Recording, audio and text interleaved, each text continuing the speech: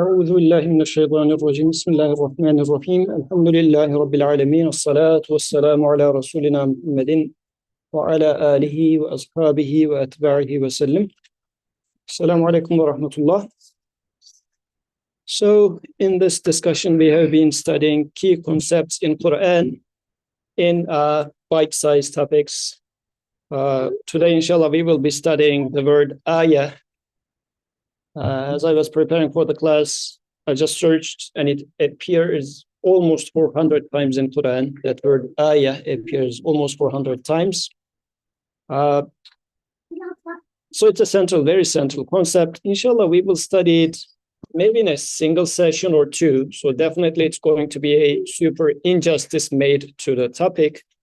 But since our point in these discussions are just to familiarize ourselves with Quran, raise awareness of depth of Quran, and make it relevant to ourselves. So inshallah, this is the point. And this is what we will try to do.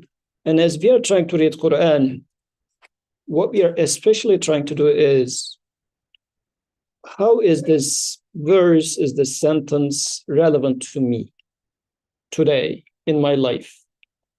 As we have an MBA student there, a professor, a bunch of graduate students, a bunch of undergrads. Same verse talks to all of us. But what does it say in our specific lives, everybody's coming from a different background. So inshallah, this is going to be the point. So inshallah, I will start with this verse from Surah Al-Baqarah, the second chapter. وَقَالَ الَّذِينَ لَا يَعْلَمُونَ لَوْلَا يُكَلِّمُونَ اللَّهُ أَوْ تَأْتِينَا آيَةٌ. And those who have no knowledge say, why does God not speak unto us, or some sign come unto us? كَذَلِكَ قَالَ الَّذِينَ مِنْ قَبْلِهِمْ مِثْلَ قَوْلِهِمْ تَشَابَهَتْ قُلُوبُهُمْ. Even thus, as they now spoke those before them, their hearts are all alike. قَدْ بَيَّنَّا الْآيَاتِ لِقَوْمِ يُوقِنُونَ. Indeed, we have made clear signs for people who are active in attaining certainty. Okay? So, as we approach this verse, let's start from the first part, because Quran speaks to me. Do I have such a question, or have I heard such a question in my life, which says, why does God not speak unto us, or some sign come unto us? Have you heard such a question, maybe from within or from outside? Yes, Raya. Today? The guy came up and he asked, he said he's not sure God exists or not. So he was like, how can I be sure God exists? So this happened in the Dava booth that you guys have? Yes. Okay, so apparently some white dude came. Hindu guy? Okay, a Hindu guy comes and asks, I'm not sure whether God exists or not, so how do I know? It's good that this guy is asking. How about you guys? Have you ever asked such a question? Why does God not speak unto us? Have you heard that question? From within, not from outside.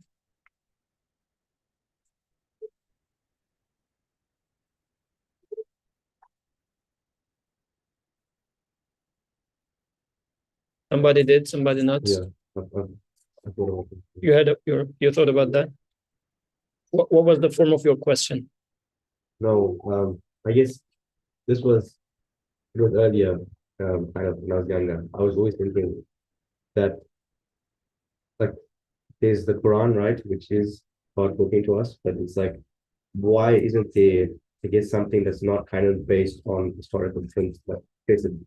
Because, like, in order for me to believe, like, the Quran is real, I need to have been brought up in that tradition.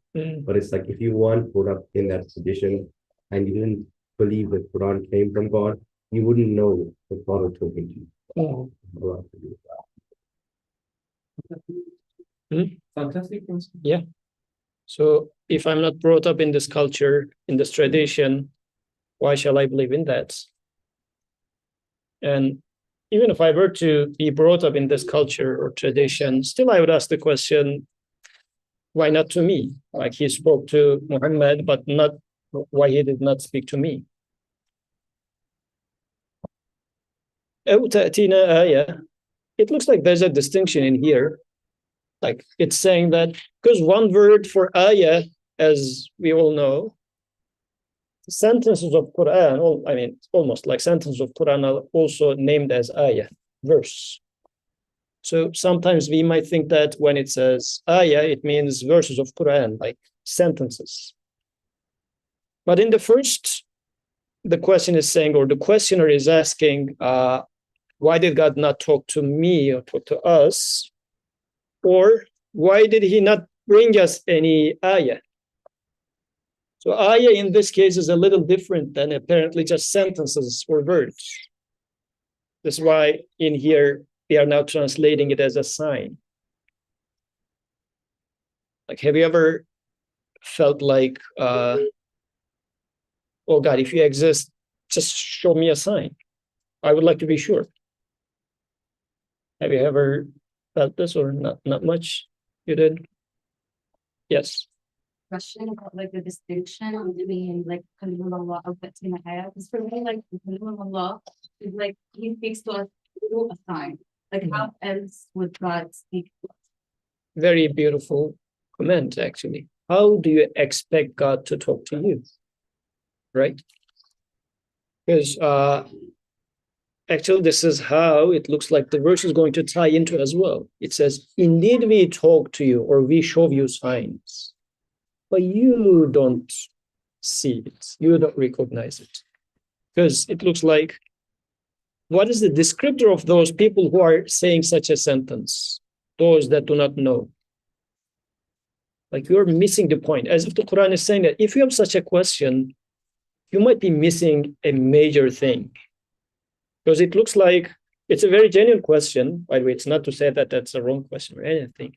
But the Quran is saying that you ask that question because you're missing a very fundamental thing. You don't know. كذلك قال الذين من قبلهم مثل قولهم. So this is also an interesting thing. It says many people before you came up with that question, and your heart is alike those people. Okay, then what is the solution now that the question is out there?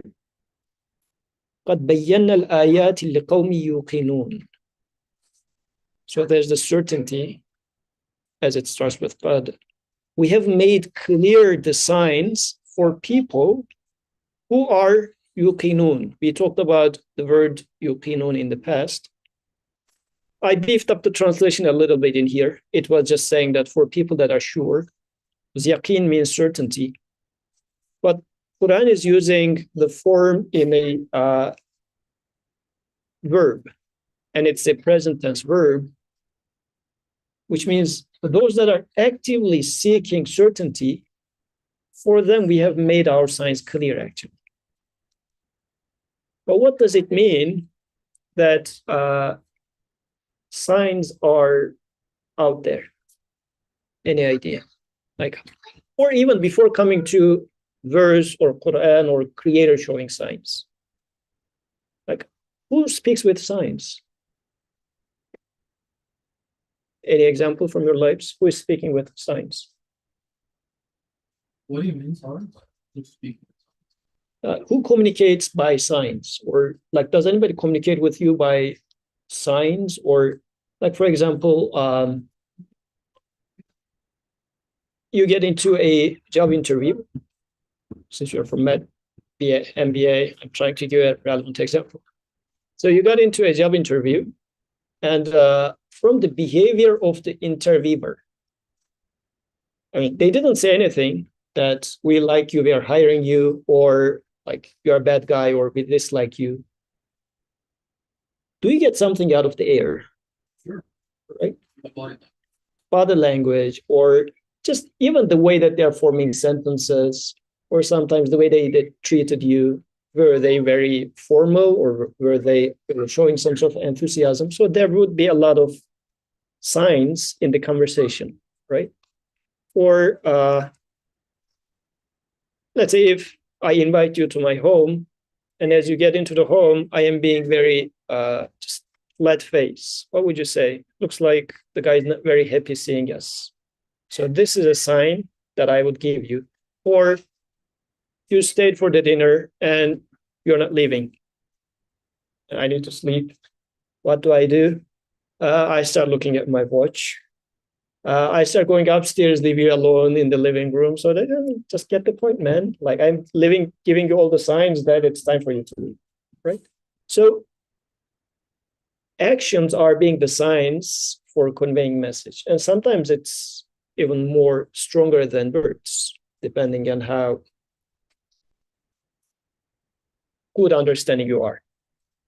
So in this, the verse is concluding that, so for sure, we made clear signs for people who are yuqinun, who are actively seeking certainty. So then what is my duty then? How am I going to see those signs? So I'm going to be vigilant and read the environment. Not only, well, our host didn't said go, so I'm going to stay. Like if this is the case, shouldn't the host say, leave, it's time for you to leave? If I ask such a question, this verse says, come on, he gave all the signs to you that it's time for you to leave, but you didn't get it because you don't know. Like if you were to know a little bit of courtesy, you wouldn't expect the host to say, okay, guys, it's time for you to go. It's time for you to leave. But rather, you will read the air, you will read the body language. And then once you start seeing the signs, you will say, okay, it's time for us to depart. So indeed, your host gave you a lot of signs where it's time for you to leave, right? So, but the question is, yes, go ahead. I just want to clarify then, is the point in like having these signs made clear, for example, it's to help us learn better than like just in the example, for example, with the dinner, like you could tell us get out, and that would be very direct and very clear. There's no question about what you mean by that. But like by trying to kind of read your behavior, observe, we get more information if you would just tell us.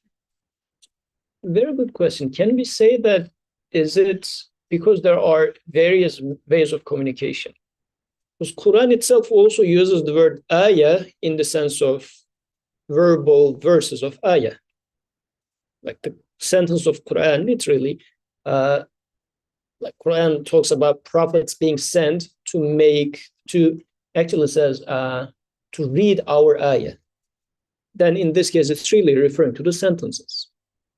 And actually, the creator actually speaks in language as well, but also speaks in sign language too.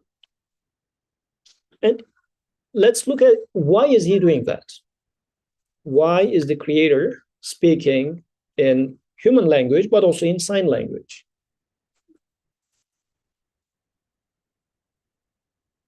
Allah was to, sorry.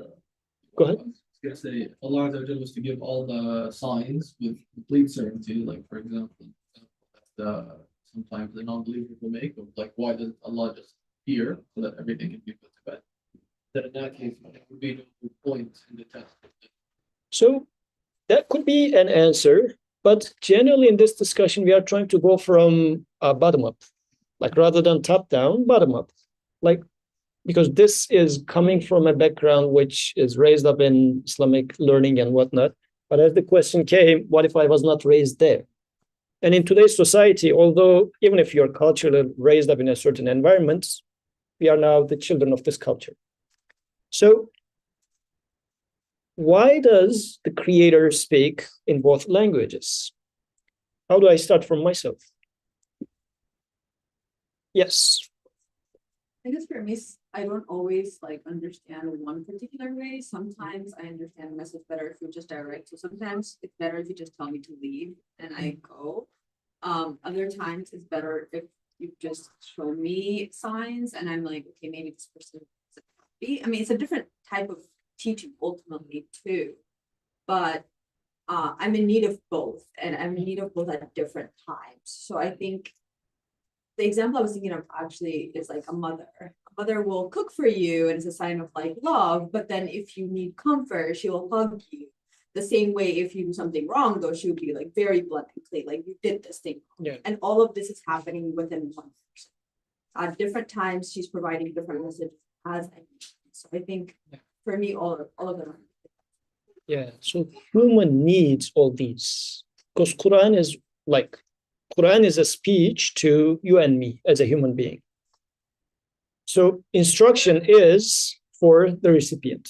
Like as I'm talking to big kids, like there are kids out there, how do I talk to them? I would speak in a way that they can understand. If they're super worried, if I sit down and try to explain them, oh, there's no point for you to be worried, my son, my daughter, whatever. I would say, what are you doing? These are kids. Just hug them. This is how you comfort them. You don't try to logically explain anything to them, right? So depending on who the audience is, you will make instruction relative to them. And for human, just check yourself. You learn both ways. You need verbal instruction, but you also need instruction with signs. The best way of love is, yeah, my mom cooking me the best dish is a way better way of expressing your love than saying that, oh, I love you.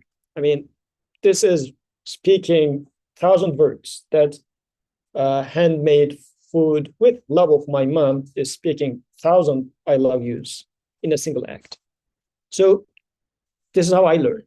This is why the creator is, or at least when I look at the universe, I make sense of it and say that definitely, since I learn using sign language as well as spoken language, both instructions makes perfect sense. And when Quran says, you are saying, why does God not talk to us? Because, like, are you not aware? As if saying, by this word, it's as if saying that, like, don't you know what's going on? Don't you know that you learn not only by verbal speech, you don't only see signs as extraordinaries. By the way, this ayah sometimes, like Quran doesn't use the word miracle, sometimes uses the word ayah. So do you expect God to really do something specific for you so that you will notice, oh, he exists? There was this Australian convert, maybe you watched that video of his. Like he says he decided to convert, but he wants to give God a last chance. Like he's reading Quran and whatnot, but he says, okay, I'm about to convert. I'm convinced Islam is good, correct, and whatnot. And he says, God, do something special for me. Like it could be a thunder, it could be a crack in the wall, or just wind from the window. There was a candle, he says, the candle just blows off so that I know you exist. Just nothing happened. Sometimes this is how we are, right? We are expecting some sort of a special treatment to say that, oh, God exists.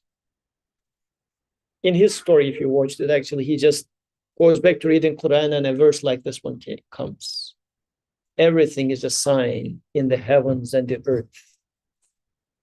So this is why when this verse says, you are talking as if you do not know that human communicates, can learn through language as well as through signs. So let's get to another set of verses now, and let's try to see how does Quran show us those signs. This is from Surah Ar-Rum. I am starting from almost the middle of it. But like if you have time when you go home, I strongly recommend you to start from the very beginning. This surah has a lot of verses which start like this, وَمِنْ آيَاتِهِ, and from among his signs, and then starts telling us something. So at this point, then I ask the question after reading the previous verse, as it says, we made clear signs for those who are actively seeking conviction. What are those signs? So from here, let's start reading and see really if it is a sign for us or not, whether it's a clear sign. وَمِنْ آيَاتِهِ, أن خلقكم من تراب ثم إذا أنتم بشر تنتشرون.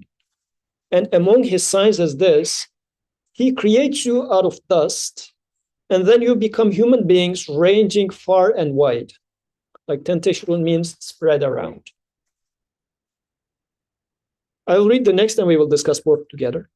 وَمِنْ آيَاتِهِ أَنْ خَلَقَ لَكُم مِّنْ أَنفُسِكُمْ أَزْوَاجًا لِتَسْكُنُوا إِلَيْهَا وَجَعَلَ بَيْنَكُم مَّوَدَّةً وَرَحْمَةً. And among his signs is this: he creates for you mates or spouses from among yourselves, so that you might find tranquility in them. And he has put love and tenderness between you. إِنَّ فِي ذَلِكَ لَآيَاتٍ لِقَوْمٍ يَتَفَكَّرُونَ. In this, there are signs indeed for people who think. So these are signs. What sort of a sign is that? What sort of a sign is it that you are made up of dust and now you are spread on earth? Is it a sign for you? As you were asking for a sign, the Creator says, this is my sign. You're made up. By the way, are you guys made up of dust? You agree with that statement or no? I guess we have question marks even there. Let's start from there. So, are you made up of dust? What do you think? In what sense? If yes, in what sense? If no, what are you made up of? I guess when Adam was created, Allah took like clay and fashioned him out of clay, and that's a be. Okay, again, a top-down answer. Let's start bottom up. What are you made up of? Forget about Adam alayhi salam for a second. What are you made up of? Like it's like atoms and cells and stuff like that. Or atoms and cells, okay. Can we call it cosmic dust? Who was saying that term? Yeah. So, I mean, actually, as Quran says, Adam was made of clay. Are you not made up of clay? Like, what did you eat today? Yeah, since the morning. Some vegetables, pancakes, like weeds or whatever you ate. Where is that coming from? From the earth, from the air. Like it's some sort of particles. Let's wait. Okay, so some sort of dust. You're made up of dust, and then now you are bashar. You're a human being who is spread. What is the sign here? What sort of a sign is that? Do you see any sign in here, or is it just? I'm sure, of course, we are made up of particles. What's the signish in here? Any sign? So we don't have physicists today, or do we have any physics or chemistry people? Or chat? Okay, something in the chat. Okay. One person said reading signs requires belief in there being someone communicating to you. That's an interesting statement. We'll get back to that. Maybe the signs as well serve to show that the entire universe originates and obeys God's commands. We will get to that too in one of the upcoming verses. But yeah, like how is it a sign? How is you made up of dust and then spread as human a sign?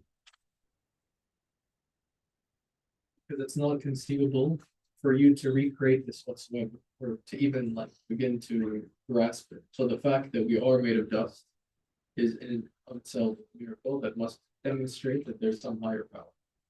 Very good. Why? Because it's something that we can't replicate. So what happens if we could replicate it? Would that like remove the So replicate. Okay, I mean, let me open up this replicate part a little bit, because I'm not sure if replicate is the best thing to put in there. What's the outcome? Outcome is a human which can move and actually spread, not only stay there, but spread. What is the input? Dust. Okay, so let's say you see this baby over there. Let's assume this is the input, baby. And the output is if I put a perfect poetry over here. She's good with. She's good with poetry. And if I say it's a clear sign of a perfect poet that a poem is, this is the input, but the output is a perfect poetry. Like, would you have any doubt if there was a perfect poem in here and she has a pen in her hand? Would you say that baby has written the poem? Like, in any way would you say that? In your sensible moments of time? I don't know if sometimes we do unsensible things. Why not? Why do you think a baby cannot be the poet? What's missing in the baby?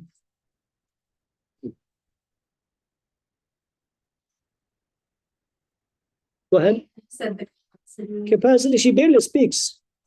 Like, poetry requires a good comprehension of the language in the first place. She barely speaks a few words. You would say, how come she would write that perfect poetry, although she cannot even speak? When it comes to your building blocks, dust, what is that? It is this passive object which just flows from here to there, cannot move by itself, doesn't have any sort of a knowledge. It's just a static thingy in there, pretty much like a brick. But making a human being alive, dynamic, requires something way more than the dust itself. Although you are made up of, like, if you just think about this building, yes, this building is made up of bricks. But just looking at the building itself, you would say that there must be someone who made the building of those bricks, because there's more in this building than bricks, which is, this is a purposeful, functional building. And even to have this sort of a structure, you need to know physics. You need to know how construction works, right? Many things are needed, which is not there in the bricks. Many things are there in you, which is more than the dust. So what does this mean? There's a clear sign that something, let's call it something for now, something which is way more than the dust, is at play. And interestingly, you're not static, meaning you're not made up once and stay as once, right? Like, what's your name? Mikhail. So do you have a single particle in your body, which was in your body last year? Everything is getting renewed in this building, right? So imagine that in this building, all the bricks are moving in and out constantly. The building is being updated. This is how human is, right? What makes that? Because if I think about with my materialist worldview, if it's bricks, bricks does it, right? If these are the building blocks, these are the likely candidates to do the job. But they're missing how Mikhail functions. And even the particles in this body last year, they are all left. So all the particles in here are brand new, right? Still, your face looks like Mikhail as you were looking last year. The newcomers said that, okay, this is what Mikhail should look like. Let's fit in. It's not like the new particle comes. Sometimes it happens, right? It happens with MSA board. MSA board changes, what happens? New board says, oh, the old guys did it like this, but this is our new style, right? You guys are like particles in the MSA board, but it changes. But you do not change that much, do you? So there's something who knows past and future of you, which makes this face, which makes this body. So it's a clear sign that it is way more than your particles. Actually, this verse is like a slap to the idea of materialism.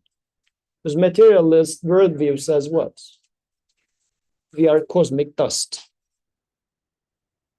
Human is a cosmic dust. I mean, this is one of those famous Carl Sagan's way of describing what we are, what I am. This versus, you do not know. You do not know what you're talking about. Any other comments or questions? How about the second one? That's very interesting. Actually, on Sunday, we were at a wedding, and one of the people in there reminded me of this verse. This is why actually I picked up this topic. So, and from among his signs is this: he creates for you mates from among yourselves, so that you might find tranquility in them. And he has put love and tenderness between you. In this, behold, there are signs indeed for people who think. Marriage, man, come on, it's a biological phenomenon. What sort of a sign are you expecting in here? Is this a sign? What do you think? Like when you see a marriage taking place, or you see men and women, do you see any sign in here to say that definitely there must exist a God? Just imagine you walk into the wedding and you say, Ashhadu an la ilaha illallah, I bear witness that there's God. There cannot be God other than him. That's what that means, right? It's a clear sign. It is as if you were to see Red Sea is splitting. This is a sign. It was a miracle of Musa alayhi salam, right? If you were to see Musa alayhi salam strike the sea with his staff, and now sea is splitting, what would you say? Sure, I mean, there must exist a God, right? You are stepping into the wedding ceremony, and then you say, for sure, there must exist God. Is it really? What do you think? I mean, this is what I'm getting from this verse. Do you get the same thing? Or how is it a sign? Yeah, apparently, this is another sign. What do you think?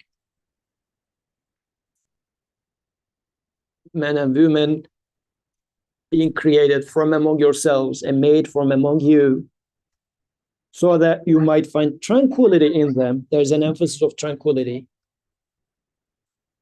And then love and tenderness. And this is a sign for people who think. By the way, again, this is not a sign for people who are raised up as Muslims, and since Qur'an says so, it must be so. No, it says if you are thinking, this would be a clear sign for you. How is it? So let's look for a bottom-up answer, not a top-down. Any idea? It's not a sign for you guys.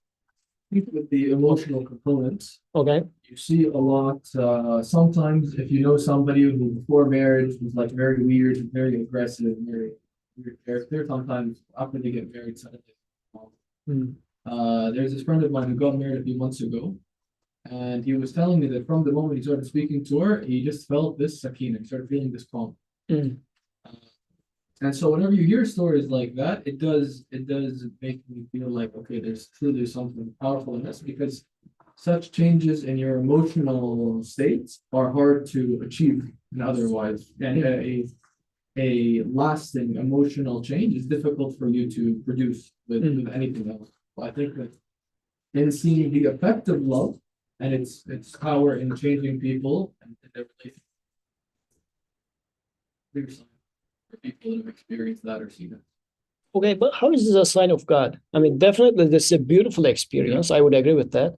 But how is this a sign of a creator?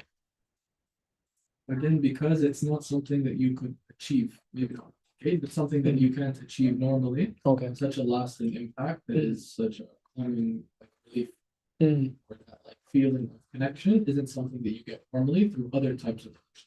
I see. So you do not put it yourself there. So, like, I didn't put this love myself. Correct.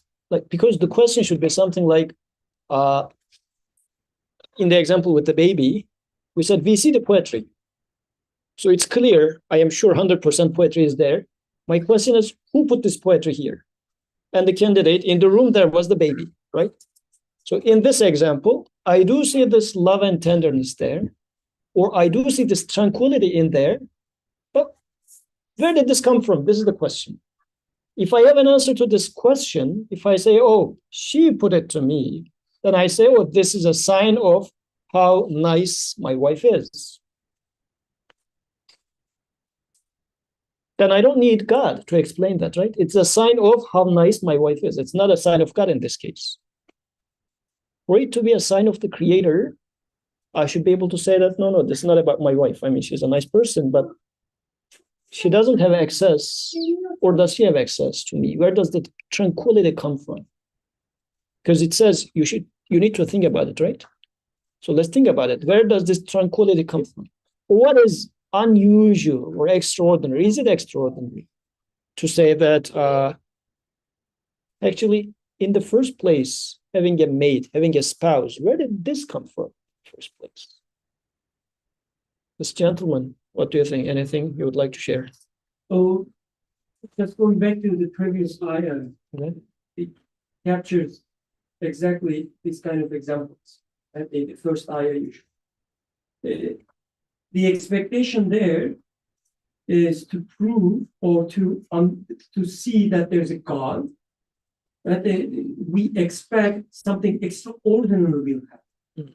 As you said, the word ayah can be used in multiple ways, right? One meaning is the extraordinary thing. Miraculous. Yes, exactly. Miraculous thing happening. So we expect that something miraculous will happen, which will indicate the existence of a supernatural, whatever it means, thing. That's the expectation.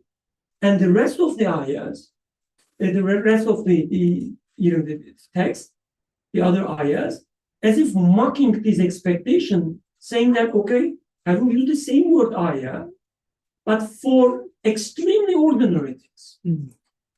And will show you that these so-called ordinary things actually indicates the necessary existence of a creator. As you beautifully said, when you look at a very ordinary thing, like in our society, what is the most ordinary thing?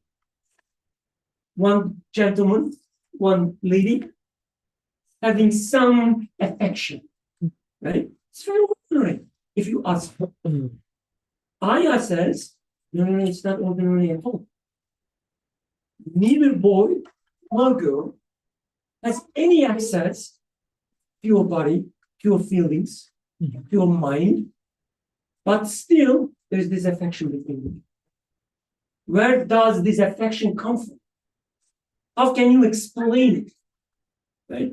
You can say that all these, the chemical reactions, the transmission of some the chemical signals, etc., etc. The ayah says, okay, question them, as the first ayah says, for those who knows. You claim to know in neuroscience, study it, and show me any quality in a neuron that has something similar to affection that you experience. Show me any quality in that, the ayah says. You will not find it. And it will become, this affection in you will become the necessary proof or the clear proof, as the second ayah was probably saying, that we show them clear ayahs. This affection in you will become a clear proof for you. There must be something which is not, the same type as my body or anything in this creation, creating this feeling.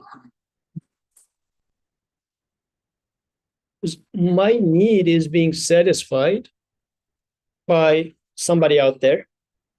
Somebody out there, you meet that person. You didn't know that person in the first place, right?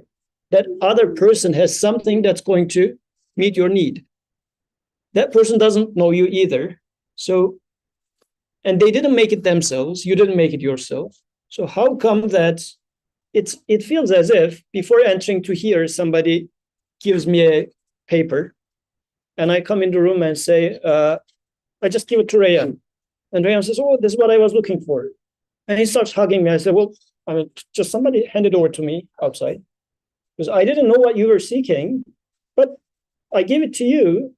Because the thing is, I don't know what I am having in me either. In the first place, what does it mean to love someone? Where does this come from?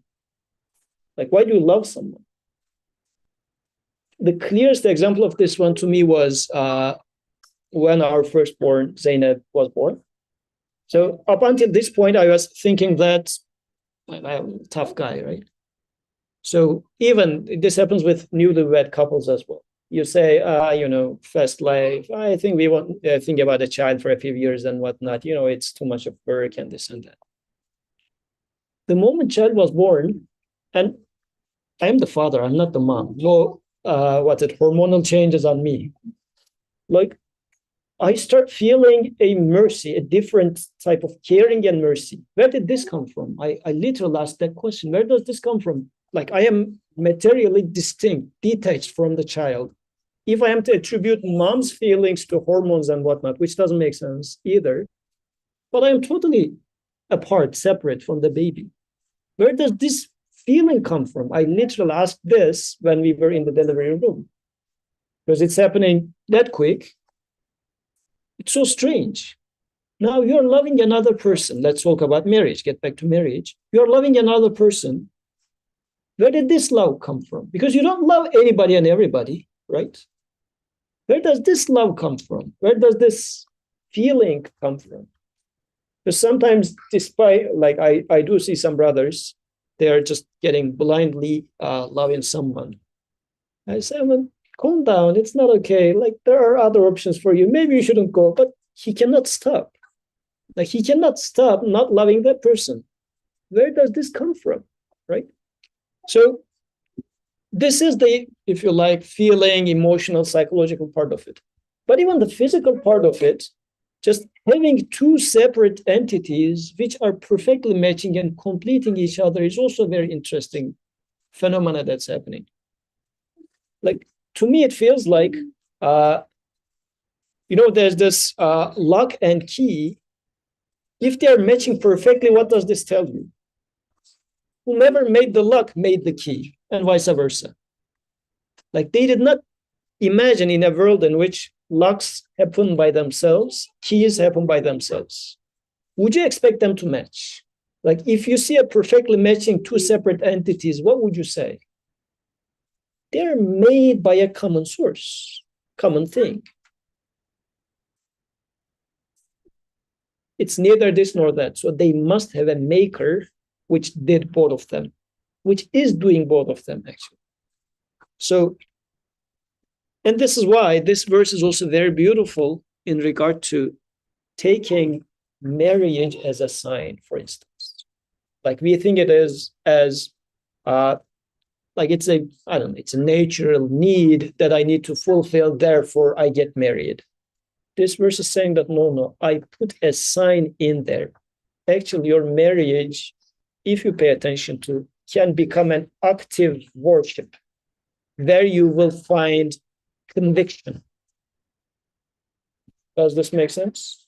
Like, you do prayer, you do dua, you get married, and marriage itself can become this active sign.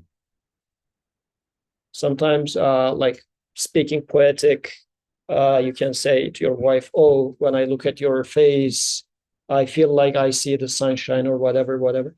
So it's more like, whenever I look at your face, I do remember my creator, because you're a clear sign of my creator. That affection, that love, that care cannot happen if it was not for an all-merciful, all-loving one. If this happens, when you fight with your wife, still you will see it as a source of sign. Otherwise, divorces are too much. Why? Because if you just take it as a natural necessity that needs to be fulfilled, the moment you get angry or something, you will just break up and go your way. If it is a sign, it's a separate issue, though. Because who is speaking? If it's a speech of my creator, if my spouse is a speech of my creator, then it's a separate issue. Right? Babies are also signs of the creator. Okay. So we have more verses, but let me go. Okay.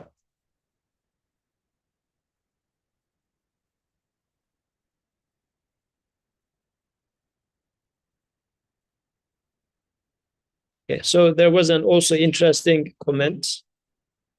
And the comment is talking about marriage, if you like, within particles. Like all particles are coming together and you become you, in a sense. As those particles come together and marry with each other and make you.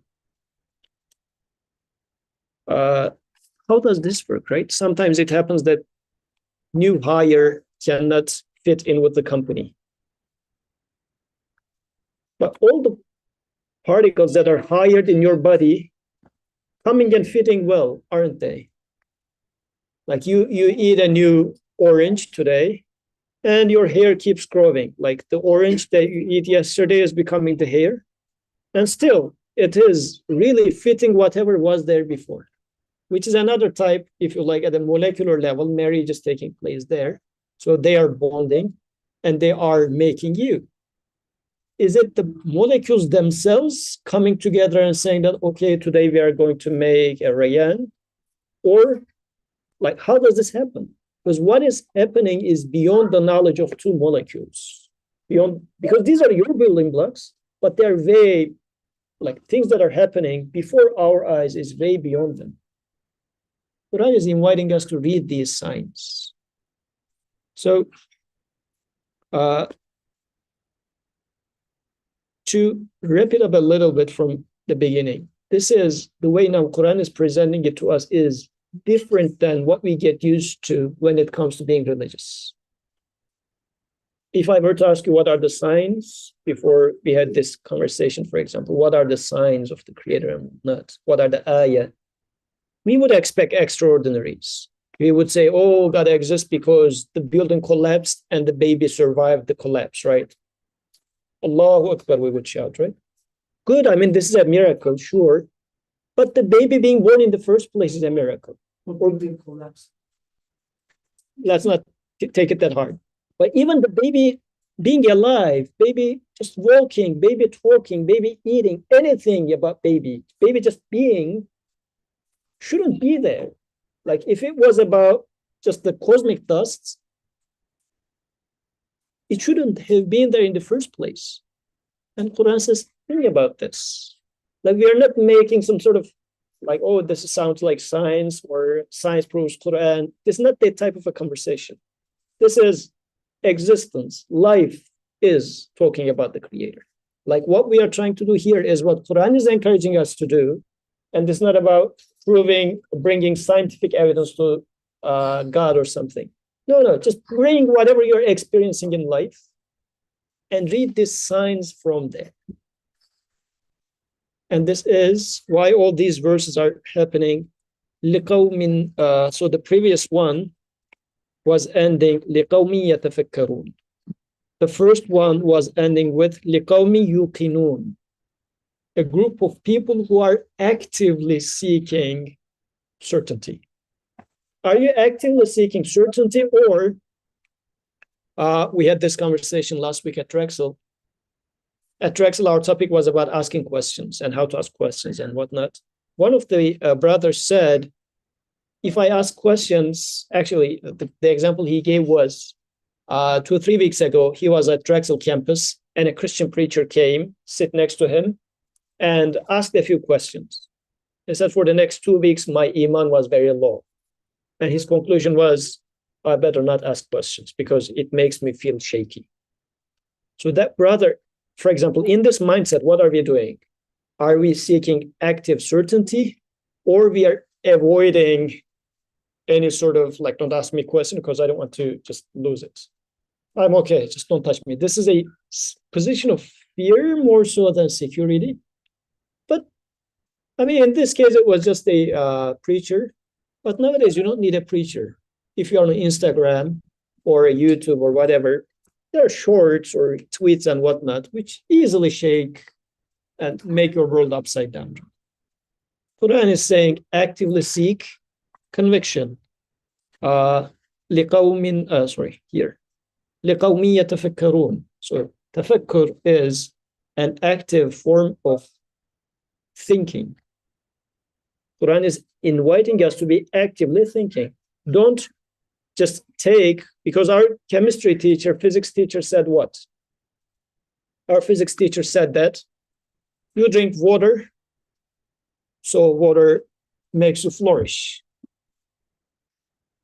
Or if you're sick, so I'll be wrapping it up in 5 minutes. Is that good? Or you guys can leave, up to you.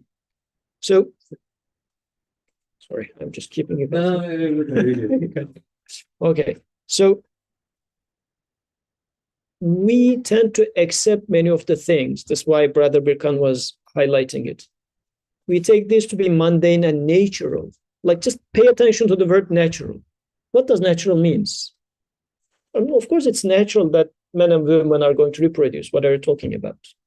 Of course, it's natural that the baby will come out because of, cell multiplication and controlled cell division and whatever. What else do we expect? What do you mean by natural? Natural means it is in its nature, then it will behave as such. It's natural for the baby to write poem. Like, if you see this baby, really, you see the pen, and you have seen this baby entering the room, 5 minutes later, there is poem. For 1,000 years, you experience the same thing. Okay? Baby poem for 1,000 years. Would this change your mind to say that this baby writes the poem? Would it change your mind? Make you shaky? It's like, I think that's what it is. Like, when you're observing an association for a really long time, if you're not quote unquote like paying attention, if you're not people who think, you will be those who get shaky, even though you recognize like logically it doesn't quite make sense. It starts to look normal. Like, I've seen this for 1,000 years now, so I have no reason to question it. So I'm just like, okay, baby poem, baby must be making. Yeah. Association is there, so I will not be among the people who think. So it does require additional thinking for me to not see. No, that didn't make sense the first time I saw it, though. So why is it making sense? So this is what Quran is inviting us to then. Just reconsider, because making poem needs having a mastery of language. If the baby doesn't even speak, how could the baby make poem? Dust is dust. How, like, even if it stays million years, how would dust make human? Apparently this is what's happening, but you say it doesn't make sense. Therefore, there must be someone, an all-knowledgeable one, because I do see knowledge in the outcome, which is human. I do see mercy in the outcome. None of them exists with the dust. Therefore, there must exist. So it becomes a sign. Okay.